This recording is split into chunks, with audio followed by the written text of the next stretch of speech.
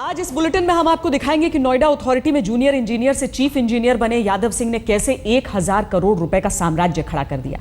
लेकिन इससे भी ज्यादा बड़ी बात यह है कि उसके घपले घोटाले में सियासत से नौकरशाही तक के कई बड़े नाम उजागर हो सकते हैं। यादव सिंह की डायरी में ऐसे 3 कोड नाम हैं जिनकी जांच चल रही है। जांच अधिकारी इन 3 नामों को डी कोड करने में जुटे हैं।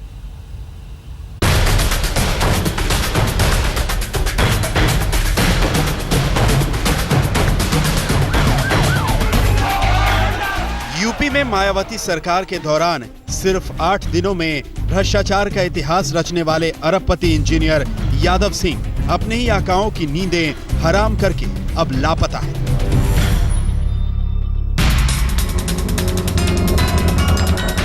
वित्त मंत्रालय के अधीन central board of direct tax यानी सीबीडीटी तक पहुंची जानकारी के मुताबिक यादव सिंह की जो डायरियां मिली हैं उसमें उत्तर प्रदेश के कई नामी गिरामी नेताओं और बिल्डरों के नाम कोड वर्ड में दर्ज हैं। इनमें से 3 कोड नेम के आगे केंद्रीय एजेंसियों की जांच रुकी हुई है।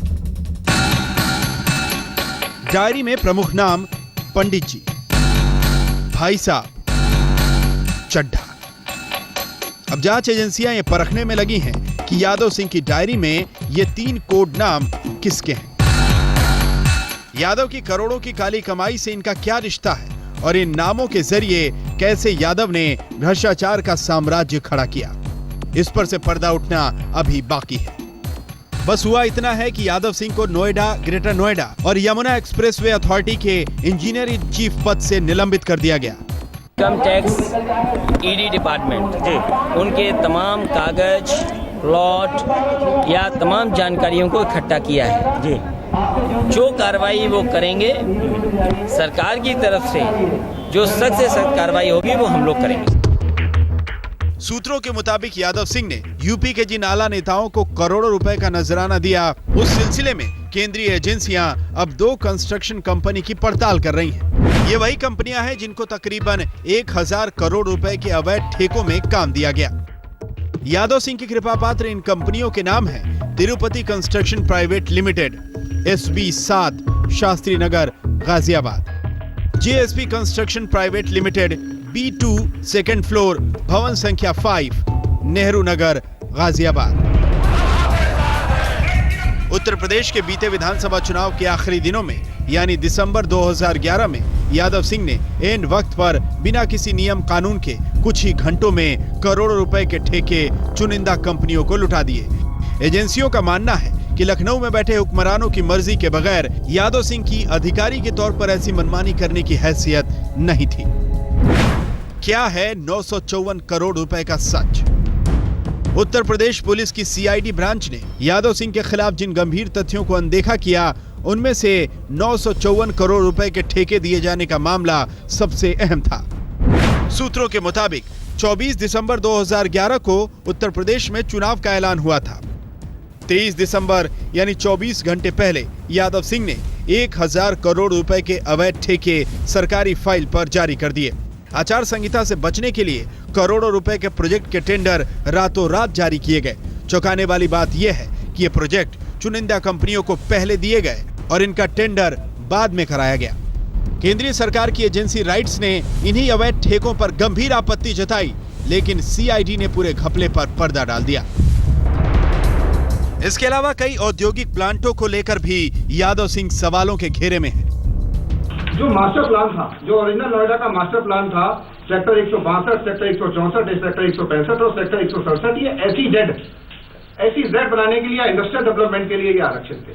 एडवर्टाइजमेंट जो नोएडा अथॉरिटी ने निकाला था, ये भी इंडस्ट्रियल यूज के लिए इस भूमि का अधिग्रहण किया गया था। इस लेटर में जब आप देखेंगे थोड़ा सा, तो इंडस्ट्रियल डेवलपमेंट के लिए किया गया था। उसके बाद अथॉरिटी ने घालमेल करी और उसका लैंड यूज चेंज कर दिया गया और उसको फार्म हाउस में चेंज कर दिया गया। लेकिन जब यादव सिंह की काली कमाई बेपर्दा हुई तो अब इन सवालों का जवाब खंगाला जा रहा है और खंगाली जा रही हैं वो डायरियां जिनसे यूपी के कई बड़े चेहरे, राजनीति के कई बड़े पंडित, हुकूमत के कई बड़े साहेब बेनकाब हो सकते हैं। अक्षय सिंह के साथ दीपक शर्मा, दिल्ली, आज तक। मायावती के राज में यादव सिंह 954 करोड़ रुपए के घोटाले में फंसा। अखिलेश सरकार की सीआईडी जांच में बरी भी हो गया, लेकिन अब उसके 1000 करोड़ रुपए की काली कमाई का सच सामने आने के बाद उसकी कमाई का मोडस ऑपरेंडी भी खुलने लगा है। आज तक को यह एक्सक्लूसिव जानकारी मिली है कि कैसे रिश्वत की कमाई को हवाला के जरिए वो विदेश तक पहुंच जाता था।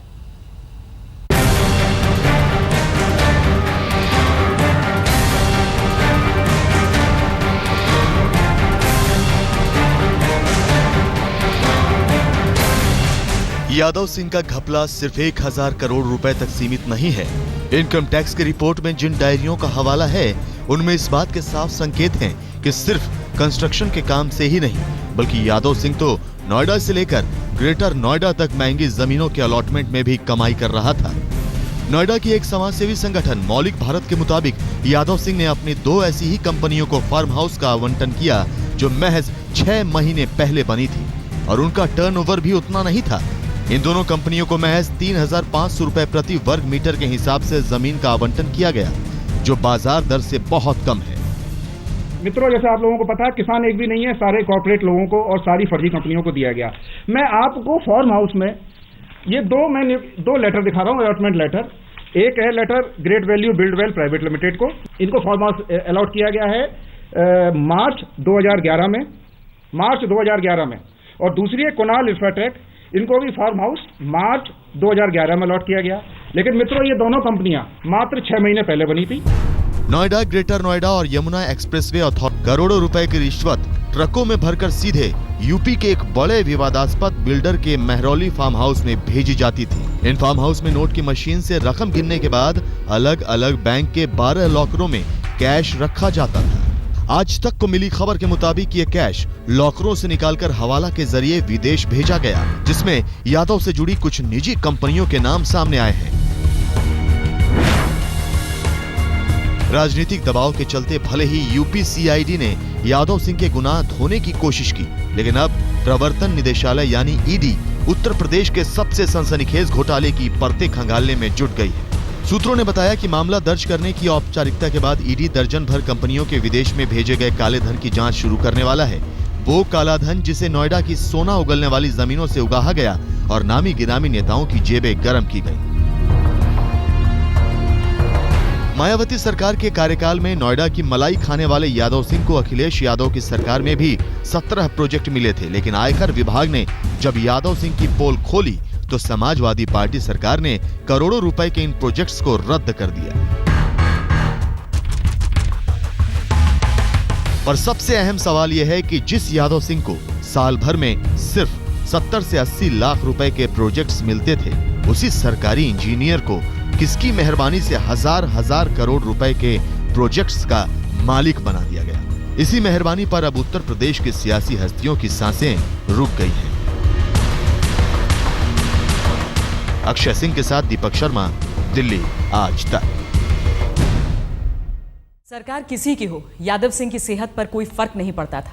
उस पर घोटाले के आरोप लगे, सरकारी जांच में वो बरी भी हो गया, लेकिन इस बार इनकम टैक्स यादव सिंह की करनी धरनी का सारा कच्चा चिट्ठा निकाल रहा है।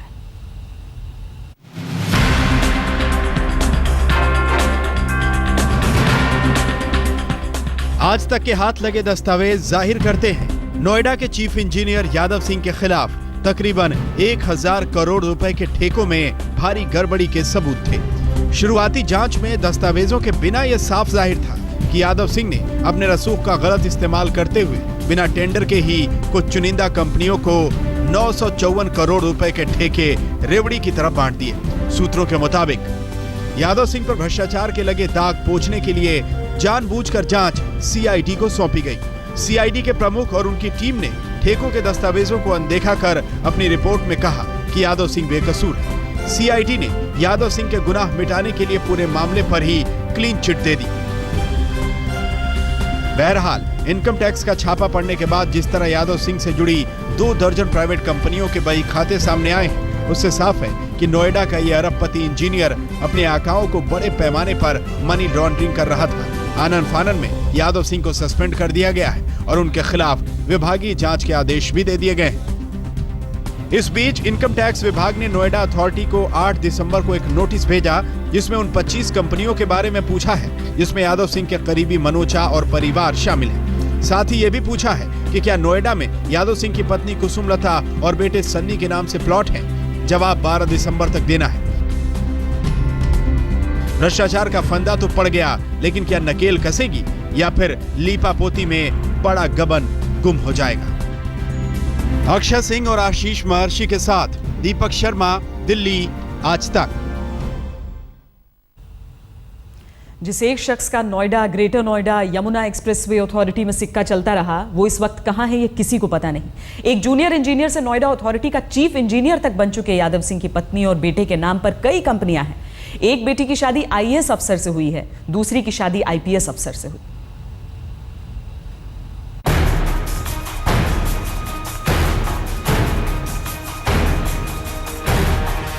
जिस यादव सिंह को 1000 करोड़ रुपए की संपत्ति का मालिक बताया जा रहा है, वो पैसा कमाने की सरकारी मशीन बन गया, जिसे सजा देना तो दूर, हाशिए पर डालने की कोशिश भी किसी यूपी सरकार ने कभी नहीं की।